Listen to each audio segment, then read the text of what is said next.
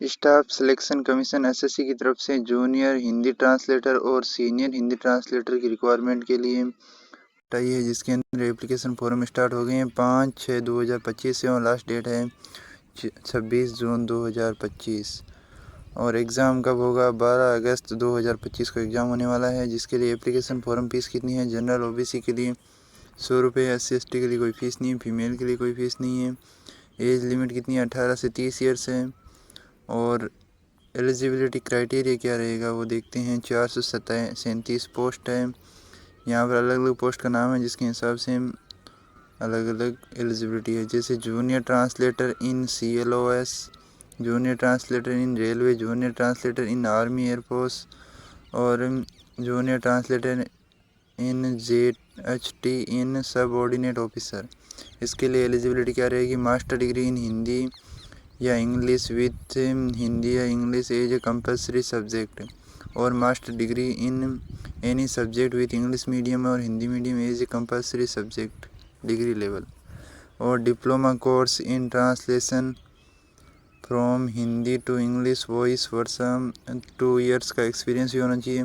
Senior Hindi translator के लिए क्या है कि master degree in Hindi and English with Hindi और इंग्लिश कंपलसरी सब्जेक्ट के रूप में और master degree in any subject with English medium and Hindi medium और degree level and diploma course in translation Hindi to English और 3 साल का एक्सपीरियंस। जूनियर ट्रांसलेटर या जूनियर हिंदी ट्रांसलेटर के लिए मास्टर डिग्री होनी चाहिए, उसके साथ ही bachelor degree with Hindi and English as A main subject और हिंदी प्रधानाध्यापक इन CHIT के लिए bachelor degree in Hindi and English subject या BEd या bachelor degree in any stream या master degree with Hindi English.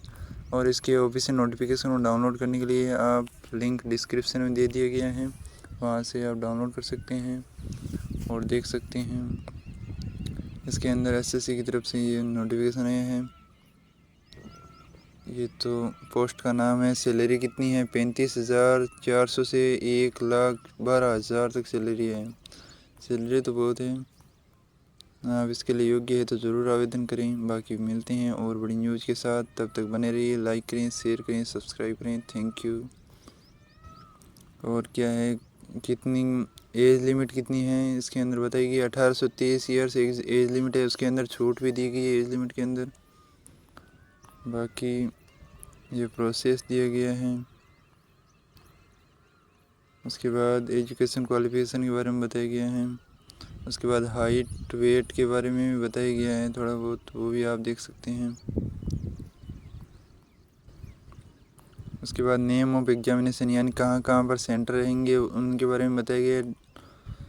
PDF download करके आप देख सकते हैं अपने हिसाब से। उसके बाद पेपर का मोड क्या रहेगा। स्कीम ऑफ एग्जामिनेशन 2 प्रकार के पेपर होंगे। पहला ऑब्जेक्टिव टाइप है, दूसरा पेपर कौन सा यहाँ बताया नहीं, परंतु डिस्क्रिप्टिव टाइप है। पहला कंप्यूटर बेस्ड एग्ज़ाम है। इसके लिए सब्जेक्ट कौन कौन से हैं? जनरल हिंदी और जनरल इंग्लिश।